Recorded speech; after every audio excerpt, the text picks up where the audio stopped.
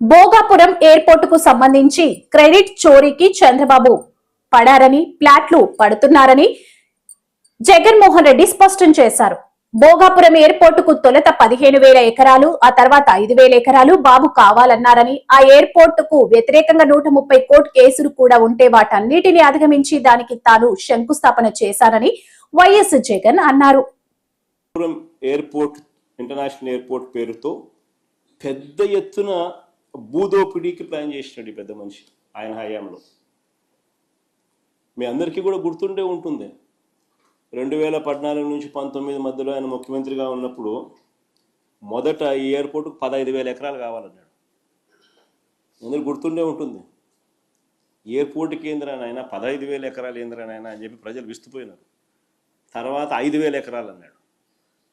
మన ఎయిర్పోర్ట్ కేంద్రానైనా 5,000 ఎకరాలు ఏంద్రానైనా అని చెప్పి నిజంగా ప్రజలు ఈ మనిషి చిత్తశుద్ధిని ప్రజలు సీరియస్గా శంకించి ఏకంగా ఈ ప్రాజెక్టుకు వ్యతిరేకంగా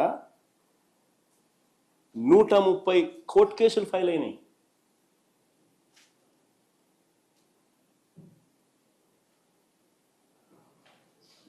ప్రాజెక్ట్ టేకాఫ్ కాల. తర్వాత మేము అధికారంలోకి వచ్చిన తర్వాత ప్రాజెక్టు సైజును 2,200 ఎకరాలు ఎయిర్పోర్టుకు, ఇంకొక 500 ఎకరాలు ఏరో సిటీకి, మొత్తం 2,703 ఎకరాలకు కుదించి what is reasonable, what is the size. నెట్లోకి వెళ్ళి ఆల్ ది ఇంటర్నేషనల్ ఎయిర్పోర్ట్స్ ఏ సైజుల్లో ఉన్నాయని ఒకసారి బటన్ నొక్కినారనుకో 2,700 ఎకరాలు అనే బ్రహ్మాండమైన సైజు కింద కనిపిస్తుంది.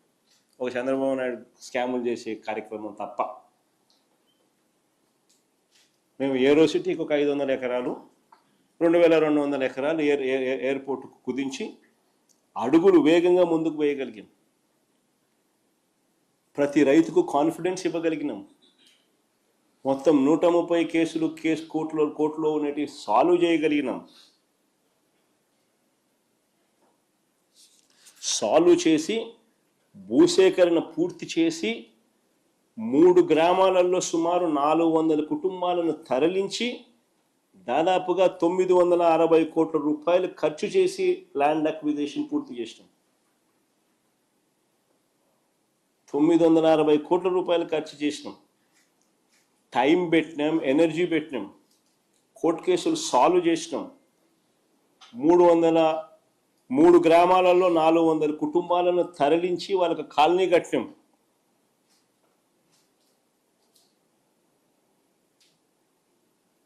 ల్యాండ్ అక్విజిషన్ మా హయాంలో జరిగింది. ఇది చేయడమే కాదు, ఈ పనులు చేపట్టడానికి తనకు సంబంధించిన మంత్రి అశోక్ గజపతిరాజు గారు ఆ రోజు కేంద్రంలో సివిల్ ఏవియేషన్ మంత్రిగా ఉన్నా కూడా చంద్రబాబు గారి ప్రభుత్వం పర్మిషన్స్, ఎన్ఓసీలు కూడా కేంద్రం నుంచి తెచ్చుకోలేకపోయారు. ఇది కూడా వాస్తవం. విశాఖపట్నంలో డిఫెన్స్ ఎస్టాబ్లిష్మెంట్స్ చాలా ఉన్నాయి. విశాఖపట్నంలో డిఫెన్స్ ఎస్టాబ్లిష్మెంట్స్ అన్నీ చాలా ఉన్నాయి. ఎయిర్పోర్ట్ కనుక కావాలి అని అంటే, కట్టాలి అని అంటే వారి పర్మిషన్స్ అన్నీ కూడా తప్పనిసరి. మనం వచ్చిన తర్వాతనే ఈ పర్మిషన్స్ కోసం కేంద్ర ప్రభుత్వం మీద ఒత్తిడి తీసుకొచ్చి వెంట పడడం జరిగింది. ప్రధాని గారిని నేనే స్వయంగా కలిసి లేఖలు ఇవ్వడమే కాకుండా రిక్వెస్ట్ కూడా పలుమార్లు చేయాల్సి వచ్చింది. మేము వచ్చిన తర్వాతనే ఎన్ఓసితో పాటు, కేంద్రం నుంచి ఎన్ఓసితో పాటు airports authority of India approval, BCAS approval అంటే bureau of civil aviation security approval, ministry of defence approval, ministry of civil aviation approval, environmental clearance, NOC for closure of existing airport INS Dega, NOC from central government, financial closure of all participating banks. ఇవన్నీ కూడా మా హయాంలో జరిగాయి. అన్నీ కూడా మా హయాంలో జరిగాయి. వైఎస్ఆర్సీపీ ప్రభుత్వం అధికారంలో ఉన్నప్పుడు జరిగాయి. రోడ్లు, నీళ్లు, కరెంటుకు అవసరమైన రాష్ట్ర ప్రభుత్వ అదనపు నిధులు కూడా మా ప్రభుత్వం వచ్చాకే ఇచ్చాం. అవి కూడా మా ప్రభుత్వం వచ్చాకే ఇచ్చాం. చివరికి కోవిడ్ లాంటి కష్టాలు ఎన్నున్నా కూడా అన్నీ దాటుకుని ఫోకస్ పెట్టాం కాబట్టి ఈ ప్రాజెక్టు 2023 మే 3వ తారీఖున ముఖ్యమంత్రి హోదాలో నేను శంకుస్థాపన చేశాను.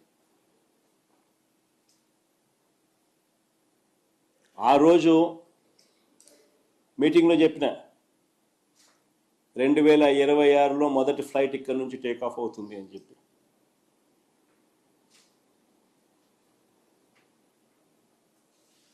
అంతేకాదు, ఎయిర్పోర్ట్ ఒక వైపున కడతా ఉన్నప్పుడు ఎయిర్పోర్ట్ కనెక్టివిటీ రోడ్డు కూడా ఈక్వల్లీ ఇంపార్టెంట్.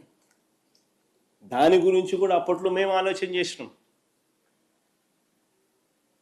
సిటీ నుంచి ఎయిర్పోర్టుకు 55 కిలోమీటర్లు కనెక్టివిటీ రోడ్డు, 77 మీటర్ల వెడల్పుతో 6 లేన్ రోడ్డు మా హయాంలోనే.